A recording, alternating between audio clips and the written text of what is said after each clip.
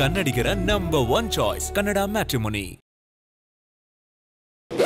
ಅದೇ ರೀತಿ ಇನ್ನೊಂದು ಬಹಳ ಪ್ರಮುಖವಾಗಿ ಬಾಪ್ತು ಸಂಖ್ಯೆ 2 ವಿಜಯನಗರದಲ್ಲಿ ನಡೆದ ಸಾಧನಾ ಸಮಾವೇಶ ಕಾರ್ಯಕ್ರಮಕ್ಕೆ ಸಂಬಂಧಪಟ್ಟಂತೆ ಖರ್ಚು ವೆಚ್ಚಗಳಿಗಾಗಿ ಒಟ್ಟು 10 ಕೋಟಿ ರೂಪಾಯಿ ಹೆಚ್ಚುವರಿಯಾಗಿ ಒದಗಿಸಿದೆ. ಚಿಕ್ಕಬಳ್ಳಾಪುರದ ನಂದಿಗಿರಿಧಾಮದಲ್ಲಿ ಜರುಗಿಸಿದ ಸಚಿವ ಸಂಪುಟ ಅದು ಬಿಡಿ, ಅದನ್ನು ಹೆಚ್ಚುವರಿಯಾಗಿ ಒದಗಿಸಿದೆ. ವಿಜಯನಗರದಲ್ಲಿ ಸಮಾವೇಶ ಮಾಡಿದ್ರಲ್ಲ, ಅದು ಕಾಂಗ್ರೆಸ್ ಸಮಾವೇಶ. ಕಾಂಗ್ರೆಸ್ಸಿನ ಸಾಧನಾ ಸಮಾವೇಶ ಅಷ್ಟೇ. ಸಮಾವೇಶ ಸರ್ಕಾರದ ಸಮಾವೇಶ ನಾವ್ಯಾರು ಹೋಗಿಲ್ಲ. ಅವರ ಲೀಡರ್ಗಳನ್ನೆಲ್ಲ ರಾಹುಲ್ ಗಾಂಧಿ ಕರೆದಿದ್ರ? ಸುರ್ಜೇವಾಲಾ ಕರೆದಿದ್ರಿ, ವಿರೋಧ ಪಕ್ಷ ನಾಯಕರು ನಿನಗೂ ಕರೆದಿದ್ರು. ಸುರ್ಜೇವಾಲಾ ಯಾರು ಅವರು ಯಾವ ಬೇಸಿಸ್ ಮೇಲೆ ಕರೀತೀರಾ ನೀವು? ಹೆಂಗ್ ಕರ್ನಾಟಕದ ಎಂಪಿನ ಅವರು? ಅಲ್ಲ, ಕರ್ನಾಟಕದ ಎಂಪಿನ. ಕನ್ನಡ ಮ್ಯಾಟ್ರಿಮೋನಿಯಲ್ಲಿ ಹೇರಳವಾದ ಚಾಯ್ಸ್ ಇದೆ. ಲಕ್ಷಾಂತರ ಜನರಿಗೆ ನಮ್ಮ ಕನ್ನಡ ಮ್ಯಾಟ್ರಿಮೋನಿ ಮೂಲಕ ಮದುವೆ ಆಗಿದೆ. ಇದಕ್ಕಿಂತ ಬೇರೇನ್ ಬೇಕು? ಕನ್ನಡಿಗರ number 1 choice Kannada matrimony. Surjewala ಅವರು ಅಲ್ಲ, ವಿರೋಧ ಪಕ್ಷ ನಾಯಕರು ನಿಮ್ಮನ್ನು ಕರೆದಿತ್ತು. ಅಲ್ಲ, ಪೂರ್ತಿ ಅಲ್ಲಲ್ಲ. ಓಕೆ, ನಾನು ತಪ್ಪು ಹೇಳಿದ್ರೆ ಬೇಡ, ನೀವು ಎದೆ ಮುಟ್ಕೊಂಡು ಹೇಳ್ಬಿಡಿ. ಅದೇನ ನಮ್ಮ ಸಮಾವೇಶನ? ಎಲ್ಲ ಪಾರ್ಟಿ ಸಮಾವೇಶನ? ಅದು ಕಾಂಗ್ರೆಸ್ ಸಮಾವೇಶ.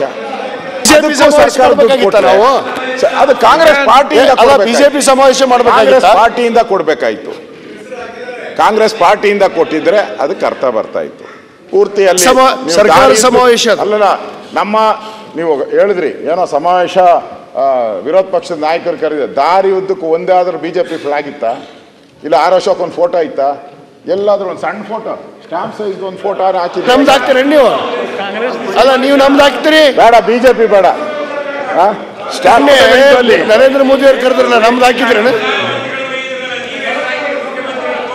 ನೀವೆಷ್ಟು ಸಮಾವೇಶ ಮಾಡಿ ನಮ್ಮ ಫೋಟೋ ಒಂಥರ ನನಗನ್ಸುತ್ತೆ ಇದು ಹಣದಿಂದ ಖರ್ಚು ಮಾಡಿದ್ದ ಬಾವುಟಗಳು, ಅವ್ರು ಮಾಡ್ಲಿ. ನಿಮ್ಮ ಸರ್ಕಾರದ ಹಣದಿಂದ ಮಾಡಿಲ್ಲ, ಕೇಂದ್ರ ಸರ್ಕಾರದ ಹಣ ಖರ್ಚು ಮಾಡಿಲ್ಲ. ನೀವು ಸಮಾವೇಶ ಮಾಡಿ ಸಾಧನೆ ನೀವೇನೇನು ಮಾಡಿದ್ದೀರಾ ಅದನ್ನು ಹೇಳುವಂಥದ್ದಕ್ಕೆ ನಿಮ್ಗೆ ಅಧಿಕಾರ ಇದೆ. ಯಾಕಂದರೆ ಯಾವುದೇ ಸರ್ಕಾರಗಳು ಬಂದಾಗ ಆ ಸರ್ಕಾರಗಳು ಸಾಧನೆ ಮಾಡಿದ್ದೀರಿ ಅಂತ ಹೇಳ್ಬೇಕು, ಜನಕ್ಕೆ ಹೇಳ್ಬೇಕು. ಮಾಡಿದಾರೋ ಬಿಡಿದಾರೋ ಜನ ತೀರ್ಮಾನ ಮಾಡ್ತಾರೆ ಅಲ್ಟಿಮೇಟಾಗಿ. ಮಾಡದೇ ಇದ್ರೂ ಹೇಳ್ಕೊಬೋದು. 5 ವರ್ಷ ಆದಮೇಲೆ ಜನ ಅದನ್ನು ತಕ್ಕಡಿಯಲ್ಲಾಗಿ ತೂಗ್ತಾರೆ, ಅದನ್ನು ಬೇರೆ ಪ್ರಶ್ನೆ. 5 ಗ್ಯಾರಂಟಿ ಇದು ನೀವು ಎಲ್ಲ ಸರ್ಕಾರದ್ದು ಅಂತ ಹೇಳಿದರೆ ನಂದು ಒಂದಷ್ಟು ಫೋಟೋ ಹಾಕ್ಬೋದಾಯಿತು. ವಿರೋಧ ಪಕ್ಷದ ನಾಯಕರು ಅಲ್ಲಿ ಅವ್ರದ್ದು ಹಾಕ್ಬೋದಾಯಿತು.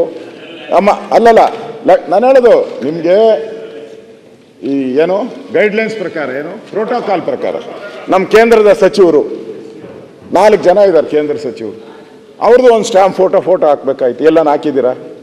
ಏನು ಹಾಕಿಲ್ಲ. ಲೆಕ್ಕ ಮಾತ್ರ ನಮಗೆ ಬರ್ದಿದ್ದೀರಾ ನೀವು. ತಿಂದಿದ್ದು ನೀವು, ಲೆಕ್ಕ ನಮಗೆ. ಸರಿನಾ ಇದು? ಅದರಿಂದ ದಯವಿಟ್ಟು ಇದನ್ನು ತೆಗಿಯೋದು ಒಳ್ಳೇದು. ಅವ್ರ ಪಾರ್ಟಿಯಿಂದ ಅದು 10 ಕೋಟಿ ಏನಾಯ್ತಾ ಕೊಟ್ಬಿಡ್ಲಿ. ಅವ್ರಿಗೇನು ರೂಲಿಂಗ್ ಪಾರ್ಟಿ, ಅದೇನು ದೊಡ್ಡದೇನಾಗಲ್ಲ. ಅವ್ರ ಪಾರ್ಟಿಯಿಂದ ಕೊಟ್ಕೊಡ್ಲಿ. ಸರ್ಕಾರದ ವೆಚ್ಚದಲ್ಲಿ ಅದನ್ನು ಸೇರಿಸೋದು ಒಳ್ಳೇದಲ್ಲ. ಇದು ಒಳ್ಳೆ ಸಂಪ್ರದಾಯ ಅಲ್ಲ. ಈ ಥರ ಮಾಡ್ತಾ ಹೋದರೆ ಎಲ್ಲಾನು ಕಾರ್ಯಕ್ರಮಗಳು ಇನ್ಮೇಲೆ ಎಲ್ಲ ಪಾರ್ಟಿಯವರು ಇದೇ ಅಭ್ಯಾಸ ಮಾಡ್ಕೊಂಡ್ರೆ ಸರ್ಕಾರದ ದುಡ್ಡು ಬರೀ ಸಾಧನಾ ಸಮಾವೇಶಕ್ಕೆ ಹೊರಟೋಗ್ತದೆ. ಇವೆರಡೂ ಕೂಡ ವಯನಾಡಿಗೆ ಕೊಟ್ಟಿರೋ ಮತ್ತೆ ಸಮಾವೇಶ ಒಳ್ಳೆ ಸಂಪ್ರದಾಯ ಅಲ್ಲ ಅಂತ. ಯಾಕಂದ್ರೆ ಅವ್ರು 14-15, ನಾವಿನ್ನ ಅರ್ಧ ಬಡ್ಜೆಟನ್ನು ಮಂಡನೆ ಮಾಡಿಲ್ಲ. ಅವ್ರು 14-15 ಬಡ್ಜೆಟನ್ನು ಮಂಡನೆ ಮಾಡಿದ್ದಾರೆ. ಅವ್ರಿಗೆ ಇದು ಕಪ್ಪು ಚುಕ್ಕೆ ಆಗ್ತೈತೆ ಅಷ್ಟೇ ನಾನು ಹೇಳೋದು. ಧನ್ಯವಾದ. ಕನ್ನಡಿಗರ ನಂಬರ್ 1 ಚಾಯ್ಸ್ ಕನ್ನಡ ಮ್ಯಾಟ್ರಿಮೋನಿ.